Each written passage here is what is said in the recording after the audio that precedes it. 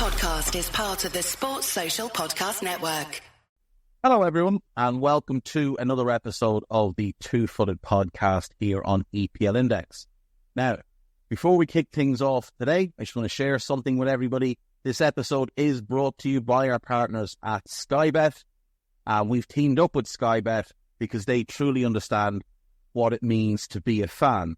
Sky Bet appreciates the length that people go through to support their team in all areas, whether you're a match-going fan or otherwise, and there's just no better fit for us right now than a partnership with the good folks at Sky Bet. So with that said, let's go. What's good, boys and girls? Two-Footed Podcast. Today is Wednesday. It is the 10th of July, and France are out of the Euros, and good enough for them.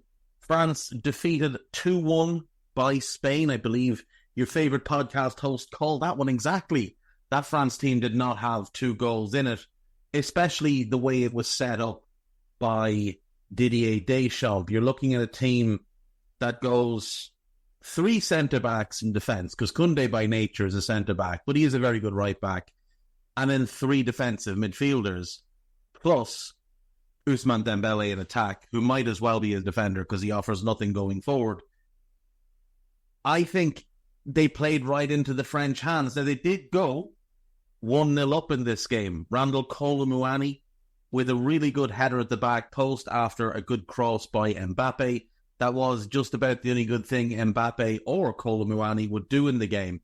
On 21 minutes, Lamine Yamal scores the goal of the tournament. Think Arda Güler versus Georgia, but more whip, more dip, and further out. Sensational goal by the best 16-year-old to ever play this game. 4 minutes later, Dani Olmo makes it 2-1 to Spain. Ball in from the right-hand side by Jesus Navas. One of the worst defensive headers you'll ever see by William Saliba. And from there, it's just absolutely phenomenal by Olmo. Great first touch, good second touch, and rattles the ball past Mike Maignan, giving him no chance as Saliba fails to close out. Really poor from the Frenchman, but brilliant from the Spaniard. He's been outstanding in this tournament. Obviously came into the team when Pedri got hurt, but was playing really well off the bench. Match-winning performance in the last round as well. I think this Spain team look just about untouchable right now. Rodri and Fabio Ruiz, that is the perfect pairing in midfield for how they want to play. It gives a great platform for the front four to go and attack, knowing there's security behind them. It gives protection to the back four. It's exactly how you want your midfield. It's exactly what France could have if they weren't managed by a buffoon. Eduardo Camavinga and Aurelien Tchouameni are basically that midfield, but with more athleticism, more aggression. Not quite as good on the ball, but still excellent on the ball. I really like this Spanish team. And what really impresses me is you've got Jesus Navas starting in place of Dani Carvajal. You've got Nacho starting in place of Lenormand. And you've got Olmo coming in for Pedri. And yet, there's no drop. Navas is clearly not as good as Carvajal. But the team, the level of the team doesn't drop. Others start to pick up the slack. And I thought all in all, it went really well for Spain last night. Once they got in front, 25 minutes in, I thought that was game over. I just didn't see France scoring again. That was the first open play goal scored by a French player in the tournament. The Yamal goal is the first open play goal scored against France. The Olmo goal is the second open play goal scored against France. I just didn't think they'd have another goal in them, and as it turned out, they didn't. So that is Spain through to the final of Euro 2024. I think it's fair to say not many people picked them to get to the final, but credit to Guy Drinkle, who put his money where his mouth is and put money on them to get to this point, so credit to him for that. They will find out who they face on Sunday in the final tonight when the Netherlands take on England. Obviously, neither side has been fantastic in the tournament, but I think the Netherlands have been the better team. They played well against Poland after going behind. They played well against France. And I think in the knockout phase against Romania and against Turkey, they've played pretty well. Turkish game was a bit of a basketball match that they couldn't quite get control of. They lack real quality in the middle of the park. Reinders and Schouten are just average players. Remember, they lost Frankie de Jong and Theon Koopmeiners before the tournament to injury. England have been awful from minute one. Once they went ahead against Serbia in the first game, they just seemed to think, right, well, that's it. We've scored our goal now, and we're just going to ride this out all the way through. And yet, you watched Serbia control the rest of the game, not create enough, but have some half-decent moments. We saw Denmark completely outplay them, though they did go ahead through Harry Kane. I thought Slovenia should have beaten them, and obviously Slovakia should have beaten them, and I think the Swiss could easily have beaten them. England have not impressed at all, regardless of Henry Winter's attempts to claim that the back three system that we saw in the last game worked well. It did not. It might have worked better than the dross that was served up before that. That does not mean it was good. England need a big performance tonight, because the Dutch have players that can hurt them. Now, England have much more talent than the Dutch. I would say if you're putting together a combined 11, Verbruggen is the goalkeeper. Van Dijk is left side centre-back. Aki is left-back. You would probably go Guehi as the partner for Van Dijk. Right back, I mean, the best right back is Trent, but he's not getting in the team. So it becomes down to Kyle Walker or Denzel Dumfries. They're two cheeks of the same arse. Neither of them are very good. I would rather have what Dumfries offers me in the final third, though, than what Walker offers me in the defensive third, especially since what Walker offers me in the defensive third isn't actually very good, despite what people claim. So I'd have three Dutch players in that back line, plus the Dutch goalkeeper. Now, in midfield, you're taking the England pair. Even though I don't think Rice and Mainu is a particularly good duo, they're both good individual players. I just don't like the fit together. You take both of those and you take Jude Bellingham. You take Bukayo Saka over anybody that the Netherlands has to offer out wide. You take Harry Kane over Memphis. And then it just comes down to who you want on the left wing. Phil Foden is a much better player than Cody Gakpo, but Cody Gakpo is a better left winger than Phil Foden. So if you go Gakpo, then you've got 5 Dutch players in the team and 6 English players. But the English players that are missing out are better than the Dutch players that are missing out. Neither team is managed by any kind of tactical genius, but Ronald Koeman is a significantly better manager than Gareth Southgate, and that might just even things up. Now, England, like I say, the players that aren't getting in for them are better than the players that aren't getting in from the Dutch. They've also got a much deeper bench. They've got real game changers off the bench. The Netherlands have a couple of game changers, but when you look at what England can bring off the bench in Cole Palmer, Ivan Toney, Ollie Watkins, Anthony Gordon, Jared Bowen, that's much deeper than what the Dutch have in Daniel Malen and Jeremy Frimpong, who I do like, Weghorst. I wouldn't be surprised to see Weghorst start. Just watch for that. I wouldn't be surprised if Weghorst starts with Memphis as the 10 and Simmons plays right with Cody left. Just to have a target man, of somebody that'll pin back those England centre-backs. Koeman, like, to his credit, if you look at his managerial career, he did a good job with Vitesse Arnhem. He did a good job with Ajax. He was not so good with Benfica. Not so good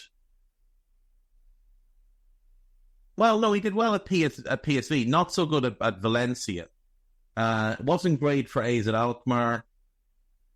Not so great at Feyenoord. Pretty good at Southampton. Pretty bad at Everton. Good with the Dutch the first time around. Disastrous with Barcelona.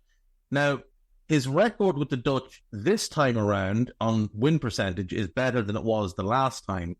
Though I will point out he's lost 6 of 20 this time as opposed to 4 of 20 the last time. And the last time it felt like he was building something. Like it did feel like he was building something with them in that first stint in charge. And then he left to take the Barcelona job, which is understandable. He played for Barca. They're one of the biggest clubs in the world. That job might only come along once. But you were managing your nation and you chose to walk away, go to Barcelona, and you were ridiculed. And unfortunately for him, that's a club where he was a legendary player, winning 4 league titles, a Champions League, European Super Cup, and a Copa del Rey. He's seen as one of the key parts of Johan Cruyff's dream team. And yet there are now an entire generation of Barcelona, in fact, multiple generations of Barcelona fans who don't remember that he was a great player for them because he left in 1995 and they only remember him for the managerial stint. It's the same with, like, there's a lot of Liverpool fans that only remember Graham Souness for his managerial stint. They forget what he was as a player, or they don't know what he was as a player. So a lot of Liverpool fans that only remember Kenny Dalglish in the second stint at the club as manager. They don't know what he was like as a player. They don't remember, or they weren't alive for his first stint as manager when he would be, without question, one of the 3 best, I would say joint 3rd best manager in Liverpool history. Paisley, Shankly, and then Kenny and Klopp, I would say, are probably neck and neck, though I would favour Kenny as he did win more. Klopp won a European Cup, but Kenny was denied the opportunity to because of the ban post-Heysel. There's absolutely no doubt in my mind that that late 80s Liverpool team would have won the European Cup. When we look at some of the teams that won it in that era, pre-AC Milan, I think Liverpool probably chip off 1 or 2 of those. Anyway, back to Koeman. One thing people do forget. Now, he did play parts of his career as a defensive midfielder, but he was primarily a central defender. If you go back and look at his goal tallies, it is ridiculous.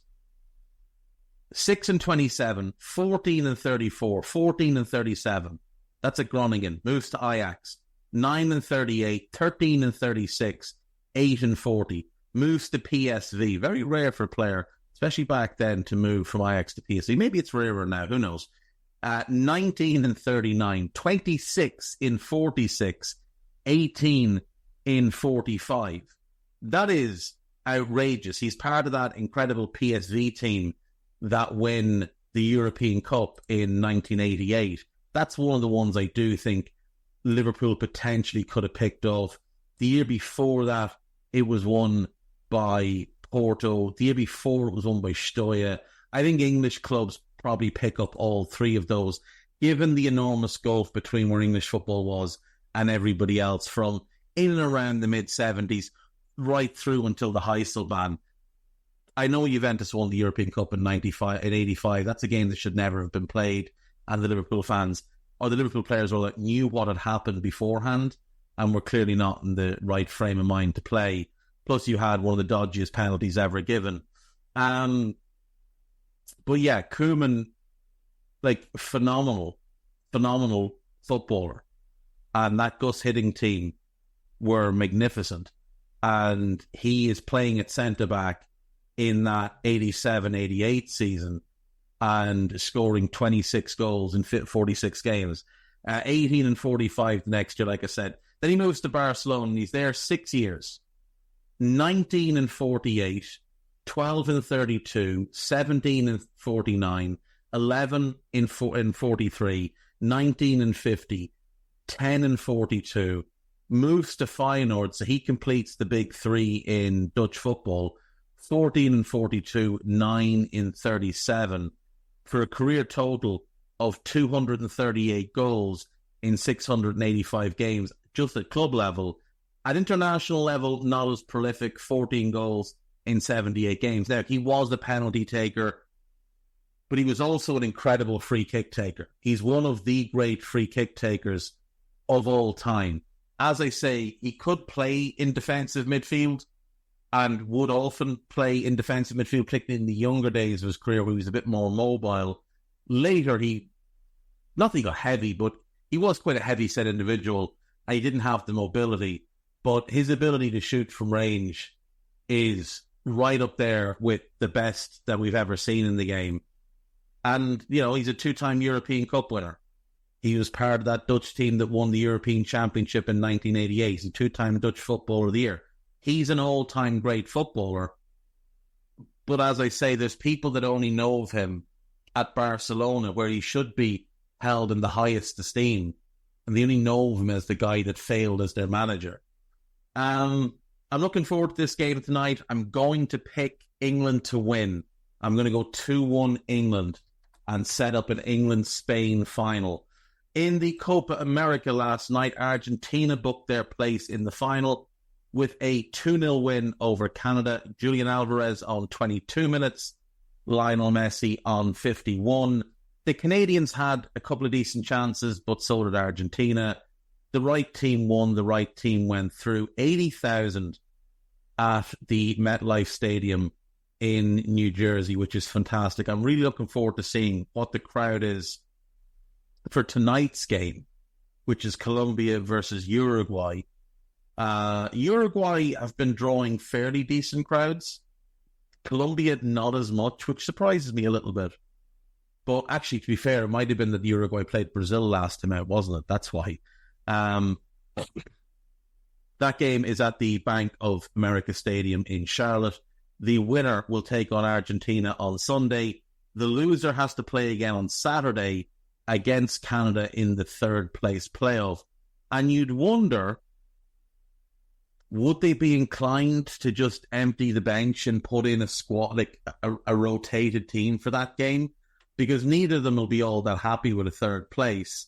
I think Canada will go full strength because third place would be massive for them. A huge confidence boost ahead of the next World Cup. Canada, to their credit, they gave Argentina a good game. It was just the gulf in quality that separated them. You wouldn't have picked one over the other in terms of tactical setup or in-game change or anything like that. It was just a gulf in quality. Argentina had too much. I'll make Argentina the favourites to win this, but I've seen some people say that Colombia, Uruguay, that both of them could beat Argentina. I don't see it, but it's very, very possible. Like, a one-off game, literally anything can happen. Based on what I've seen in this tournament so far, I'm inclined to pick Colombia to beat Uruguay. The Uruguay have been very good, but I think Colombia have been just a little bit better. Uruguay definitely have better players, and they have the better manager, Marcelo Bielsa, but I do just wonder if the way Colombia play, and especially the way James Rodriguez and Luis Diaz plays, if that causes problems for a Uruguayan defence that's going to be missing Nati Nandez, and I assume Ronald Araujo, who had to go off injured early in their last game against Brazil. I'm going to pick Colombia to win 2-1 and advance to the final. And now I'm going to go to break. I'll be back. Right, welcome back. So as you heard at the start of the show, today's episode is brought to you by our friends at Sky Bet, and Sky Bet has been good enough to give us the latest from their fan polls. So question 1, who do you think is England's greatest ever goalkeeper? Gordon Banks, Peter Shilton, David Seaman, Jordan Pickford, David James and Joe Hart. Now, I'm surprised Joe Hart only got 1% of the vote. David James got 2%. Pickford got 6%. David Seaman 12%. Shilton 17%. And Gordon Banks 62%. Of that list, Banks is clearly the best. Shilton and Seaman are definitely the second and third best. I would actually have Hart above Pickford, but I can understand why it would be Pickford. Ray Clemens, for me, belongs in the conversation with Banks and Shilton. I don't think there's as big a gap between Banks and Shilton, as that would suggest, but Gordon Banks did win the World Cup and Peter Shilton did not. Who do you think has been England's best player of Euro 2024 so far? Sorry, who do you think has been the best player of Euro 2024 so far? So this is hilarious. So Fabian Ruiz got 5%. That's fair enough. Kante, 8%. Fair enough. Lamine Yamal, 11%. No issue there. Rodri, 15%. That's very low, in my opinion, because I think it's been him.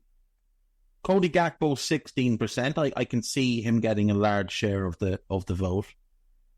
Jude Bellingham, 18% is wild, though, because he's been dreadful. I know he scored twice, and I know one of them was an overhead kick and saved England in the round of 16, and I know the other one was the only goal of the game against Serbia, but he's been really poor. Now, Bukayo Saka has arguably been England's best player, but the idea that he's been the best player of the tournament is hysterical. He hasn't been one of the 5 best players at this tournament. Who do you think is England's most important player heading into the semi-finals? 1% said Kieran Trippier. So I can only assume his entire family voted in this. 2% said Stones, 2% said Walker, 5% said Foden, 6% said Kane, 6% said Mainu, 8% said Rice, 14% said Pickford, 27% said Saka, and 29% said Jude Bellingham. I'm inclined to think it's Kobbie Mainu, because if he performs at a very high level, I think that's the difference in midfield. We know Jude and Rice are going to be better than their opponents, but they've been better than their opponents in a lot of the games. The issue is that doesn't necessarily lead to anything. It's Mainu that has to link that all together.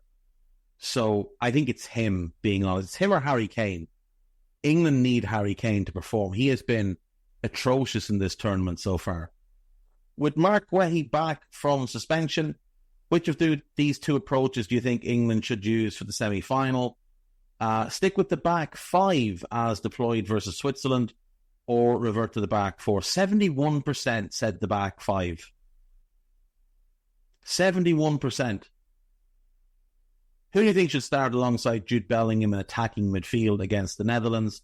Cole Palmer or Phil Foden? 66% said Cole Palmer, which I agree with at this point. Foden has been dreadful. However, I would actually say that the right answer is Eberechi Eze. I think he's the one that can be the real difference maker. I think he, off the bench, has been the most impressive of the England squad players. I'd also argue Ivan Toney should potentially start over Harry Kane in this one. I think Toney's been good, but the bigger thing for me is I think Toney's a tougher matchup for both Van Dijk and De Vrij than Harry Kane. Now, you could make a case for Watkins either with his pace, which I think would cause De Vrij trouble, especially given Denzel Dumfries will evacuate that right-back position and go forward. So Watkins likes to play in that type of area. He might be a bigger threat. But look, Harry Kane's the best player of the 3, and he is due some sort of performance. He has to be. For the love of God, he has to be. Right. Sticking with Sky Bet, as you may know, Sky Bet sponsor the Football League. So Sky Bet sponsor League One.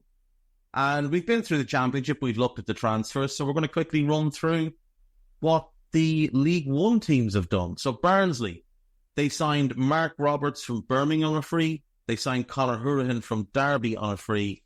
And they signed Jackson Smith from Walsall. Birmingham, Emil Hansen in from Heracles, Alfie May from Charlton, Bailey Peacock Farrell from Burnley, Ryan Alsop from Hull, and they promoted Bradley Mayo to their first team squad. For Blackpool, they signed Lee Evans from Portsmouth, Jordan Rhodes from Huddersfield, see if he can recapture some of his goal scoring form, and Ashley Fletcher from Watford. They also brought in Hayden Coulson and Zach Ashworth from Middlesbrough and West Brom. Bolton have signed Chris Farino from Wickham, Luke Southwood from Cheltenham, Paddy Lolos from Crawley Town, and Luke Matheson has returned off a loan. Bristol, Isaac Hutchinson has arrived from Walsall. This Bristol Rovers, by the way. Bryant Belongo has come in from Middlesbrough's under-21s. Clinton Mola from Reading. Joel Senior from Morecambe. Dan Ellison from Chippingham. Charlie White has been promoted to the first team. Taylor Moore, who at one point was quite highly regarded. Like, he came through the academy at Lens. His parents moved to France when he was a kid. He'd been in the West Ham academy. They moved across. He was at Lens quite a long time. Then he went to Bristol. It was seen as a big deal for Bristol to get him because he'd been capped underage by England. And it never quite worked out for him for whatever reason. And he has moved to play for Bristol Rovers. So, fair play. I hope he does well. Michael Forbes has been brought in on loan from West Ham. They've also signed a player whose name I'm just going to butcher. Rule Soteru? It could be anything. Burton Albion. Thomas Kalinauskas, who's Lithuanian. He's come in from Den Bosch. Charlie Webster from Chelsea's under-21s. He's talented. Elliot Watt from Salford. Romain Burrell from Cove Rangers. Ben Whitfield from Barrow. Billy Bowden from Oxford United. Geraldo Bajrami from Notts County. Jack Armour from Carlisle. Alex Bannon from Queen's Park. Jason Shraha from Shrewsbury. Danilo Orsi from Crawley. Udeka Godwin Malif from Swindon. Julian Larson from Nottingham Forest Nottingham Forest Academy, and Dylan Williams from Chelsea's Academy. It's a lot of players in already for Burton Albion. I don't know what the situation was there, whether they're only doing like year-to-year contracts or something, but it's an awful lot of players to be bringing in one go. Cambridge, Kel Watts from Newcastle, Shane Lavery from Blackpool, James Gibbons from Bristol Rovers, George Hoddle, promoted from their academy, and Vicente Reyes, a very talented Chilean goalkeeper brought in from Norwich's academy on loan. Charlton, Ghassan Ahadme. That is, I think that's how you say it. He's come in from Ipswich. They've signed Luke Berry from Luton, Greg Docherty from Hull, Josh Edwards from Dunfermline, Will Mannion from Cambridge, Matty Godden from Coventry, and Alex Mitchell from Millwall. Crawley Town, Josh Flint from Volendam, Gavin Houlihan from Grimsby, Rushian Hepburn Murphy from Swindon, fairly certainly came through a high-profile academy. Anthony Papadopoulos from from Welling United. Wellington is in New Zealand. Charlie Barker from Wheelston, Scott Malone from Gillingham, and Toby Malarkey, what a surname, Toby Malarkey from Grimsby. Rushian Hepburn Murphy came through the Aston Villa Academy. I knew I'd heard his name before. Moving on, Exeter, Ryan Woods from Hull, Josh McGuinness from Wigan, Jay Bird from Arbroath, I think. Jack McMillan from Partick Thistle, Ed Francis from Gateshead, and Tom Dean has been promoted from the academy. Huddersfield, Anthony Evans from Bristol Rovers, Lasse Sorensen from Lincoln City, Herbie Kane, formerly of Liverpool, from Barnsley, Mikel Miller from Plymouth, Kieran Phillips and Scott High have returned off loans.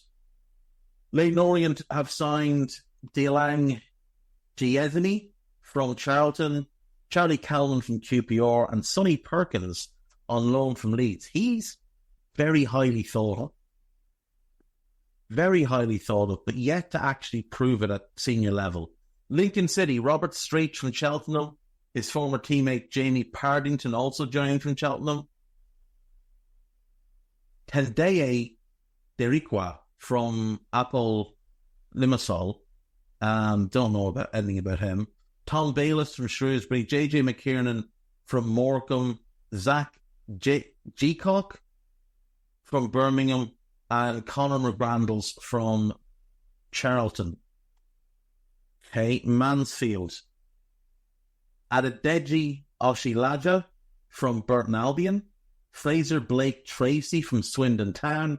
Lee Gregory from Sheffield United. And Keanu Baquez from St Mirren. Northampton have signed Nicola Zanev from AFC Wimbledon. Cameron McGeehan from Colchester. James Wilson from Port Vale. Jack Baldwin from Ross County. And they've brought in Callum Morton on loan from Salford. Peterborough, Chris Con Clark from Altrincham. Keane Hayes from Fleetwood. Rio Adedisi from Crewe Alexandra. Abraham Oda from Harrogate. George Nevitt from Rochdale. And they've promoted James Dornley from their academy. Obviously the big transfer for them, the sale of Ronnie Edwards to Southampton. Reading have not signed anybody, but they're obviously in a bit of a pickle financially. Rotherham have signed a whole new team of players. Joe Powell from Burton, Liam Kelly from Coventry, Sean McWilliams from Northampton, Johnson Clark Harris from Peterborough. That's a good one. I like that signing. Cameron Dawson from Sheffield United, Sheffield Wednesday. Rhys James from Sheffield Wednesday, Joe Rafferty from Portsmouth, Sean Raggett from Portsmouth, Zach Jules from Exeter, Alex McDonald from Stevenage, and they've brought in Joseph Hungbo from Nuremberg on loan. Aggressive, all frees and one loan, but you'd imagine they're paying tidy wages. They're obviously very keen to get promoted back into the Championship. Shrewsbury, Toto Nziala from Burton Albion, Toby Savin from Accrington, George Lloyd from Cheltenham, and Harrison Biggins from Doncaster. Stevenage, Lewis Freestone from Cheltenham, Dan Kemp from MK Dons, Daniel Phillips from St Johnstone, and Lewis Alper from Northampton. Stockport, Luis Fiorini from Man City's academy, Lewis Bate from Leeds Academy. That's a really good get. Jack Diamond from Sunderland, Callum Connolly from Blackpool, Sam Hughes from Burton, Max Metcalf from Middlesbrough's academy, Jaden Fevrier from Colchester, Andrew Wogan, young Irish goalkeeper coming over from Drogheda United, Corey Ade coming from Crawley, Jay Mingy from Colchester, and then they've promoted Ashton Mee from the academy. Wigan, Andy Lorrigan coming in from Everton, I assume to be a backup goalkeeper. Dion Rankin from Chelsea's academy. Calvin Ramsey on loan from Liverpool's academy. And Michael Olakigbe from Brentford's academy, also on loan. Wrexham, who I thought would be busy, but thus far it's been fairly quiet. Lewis Brunt coming in from Leicester, that's a good signing. George Dobson from Charlton, I think that's a pretty good signing. And Arthur Okonkwo, who's very highly regarded, joining on a free from Arsenal. I think they've done well, but I'd expect they're going to spend some money as the season gets closer. Finally then, Wycombe Wanderers, Alex Hartridge from Exeter, Tariq Bakinson from Sheffield Wednesday, Brodie Perth from Brighton's academy. He's highly thought of. Daniel Adoy from Shrewsbury, Daniel Harvey from MK Dons, and Nathan Bishop on loan from Sunderland. It's only when you start to look at these things you realise just how many players move on frees and how many of these clubs have to operate only signing players who are out of contract elsewhere because there's just no budget for transfers. Crazy. Right, I will be back after this. Right, welcome back. So, big news out of Newcastle today. Amanda Staveley and Mehrdad Ghodossi are set to leave the club. They bought it, or they were given a 10% share. I don't know whether they put their own money in or not. when the PIF bought Newcastle, they helped orchestrate it. Since their 10%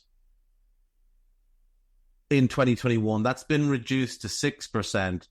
And now, allegedly, they sold the remaining stake and will leave the club. I would be of the opinion that they were only ever involved in the deal because the Premier League wouldn't allow the PIF to buy the club directly.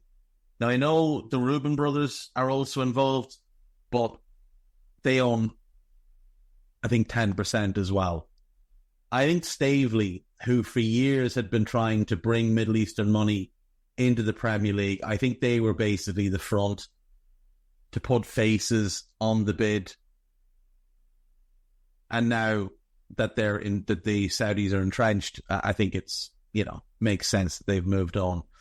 Really good piece by the excellent Alex Bysouth on the BBC website about Dutch football and specifically that Euro 88 team. Iconic orange, goldfish scales and festivals, why the Dutch kit stands out. Go and read that. It's really good. Goes through the history of their kits and different things, but it's really, really good to check that out. There's obviously quite a bit of coverage ahead of tonight's game. Aston Villa have matched the bid of Ipswich for Jadon Philogene, which they had the right to do based on when they sold him. Now, it comes down to the player. Does he want to go back to Villa and not be an automatic starter? Or does he want to go to Ipswich, play, continue to develop? We'll see. Something you don't see Something you don't see very often is the mayor of a city coming out and saying that the football club of that city should not sign a player. But that's exactly what happened with Marseille. Benoit Payen, who's the mayor of Marseille, has come out and said he will ask Pablo Longoria, who's the president of Marseille, not to sign Mason Greenwood. I don't want my club to be covered in the shame. It is not acceptable. And I agree with him. This one will fly under the radar, but I think this is a really, really good bit of business. Bournemouth have signed Daniel Jebison from Sheffield United on a 4-year contract. They'll pay $1.5 million as a training fee to Sheffield United, who developed him. Now, he did miss all of last season with an illness, not quite sure what exactly was going on, but he's very, very talented, and he's still really young, only 20. Big, promising player at that kind of price. There's absolutely no downside there for Bournemouth. I think that's really clever. And if they can develop him the way they have with Solanke, I think that could long-term prove to be a good move. We'll finish up with the gossip then. Chelsea are in talks with Borussia Dortmund over a deal for Karim Adeyemi. Of course, you can't get enough left-footed wingers. West Ham are interested in Jean Duran. Allegedly, they've already made a bid. Manchester United have verbally agreed terms with Bayern Munich's 24-year-old defender, Matthias de Ligt. Juventus are interested in signing Jadon Sancho, and allegedly Sancho is only interested in joining Juventus. Nottingham Forest and Wolves are both interested in Le Havre's 22-year-old French defender, Ethan Ute Kinku. Don't know anything about the guy, to be fair. Some Marseille fans have demanded the club ends its interest in Greenwood. Nico Williams has attracted interest from Liverpool, Chelsea, Bayern Munich and Barcelona. And I would guess he goes to Barcelona. Victor Lindelof could leave Manchester United this summer over his frustration due to the lack of game time. Manchester United have agreed in principle to sign Lenny Yoro. No, they haven't. They've just agreed a fee. That means absolutely nothing. The player has not shown any interest as of recording, but we'll see. Actually, let's just see if there's any update on that. Ornstein might have something if there has been. Nope. Ornstein has nothing other than that Arsenal have had a bid turned down for David Bentley of Wolves. Napoli have signed Buongiorno. Kefren Turam has signed for Juve. Coutinho has gone to Vasco da Gama. Looks like Rafael Varane is going to Como. Alejandro Iturbe has signed a new long-term deal at Atleti. Rafa Marin is going to Napoli. Besiktas are closing in on a deal to sign Ciro Immobile. Borussia Dortmund have had to put their deal for Sergio Guirassy on hold. An injury was discovered that requires further clarification, so we'll see what happens with that one. Finally, Manchester United are set to approach Fenerbahce over a deal for 24-year-old fullback Ferdi Kadioglu. Dominic Calvert-Lewin has turned down a new contract at Everton amid interest from Manchester United. There has been interest in United for a couple of years, so wouldn't be a huge surprise. Arsenal are keen on Brian Brobby. That's another player that's been linked for a few years, so again, wouldn't be a surprise. And that's going to be it for me today, folks. I'll see you all tomorrow. Take care of yourselves. Let's go, Netherlands. Sports Social Podcast Network.